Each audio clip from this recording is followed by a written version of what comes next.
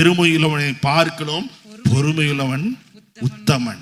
நாம் உத்தமனாக இருக்கிறோமா? நம்முடைய வாழ்க்கையில நம்முடைய செயல்பாடு, நம்முடைய செய்கை, நம்முடைய பேச்சு, இவை எல்லாவற்றிலும் நாம் பொறுமையை காக்கிறவர்களாய் காணப்படுவோமா? நான் கர்த்தரிடத்திலிருந்து நன்மையை பெற முடியும். யோபுல சொல்லும் போது 27:5 யோபுடைய சிந்தை இதுவா இருக்கு. எது வரைக்கும்? என் ஆவி என்னை விட்டு பிரியும் வரைக்கும். அதுதான் என் உத்தமம். ஒரு காரியத்தில் நம்ம ஒரு வேலை ஸ்தலத்துக்கு போகிறோம், ஒரு ப்ராஜெக்ட் கொடுத்து இதை நீங்கள் ஃபுல்லாக நீங்கள் தான் பார்க்கணும்னு சொல்கிறாங்கன்னா அதை பாதியில் செஞ்சுட்டு பாதியில் கண்டு போகிறது இல்லை. அதை கடைசி வரைக்கும் செய்து முடித்து நம்முடைய வாழ்க்கையில் எது வந்தாலும், அது எது நேர்ந்தாலும் அப்போ அந்த அதிகாரி இடத்துலேருந்து நம்ம என்ன செய்கிறோம்?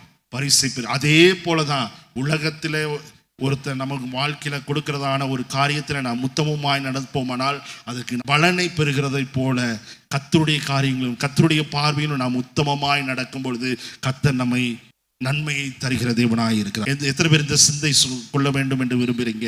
என் ஆவி பிரிய வரைக்கும், நான் சாகிற வரைக்கும் நான் கர்த்தருக்கு உத்தமமாக இருப்பேன்.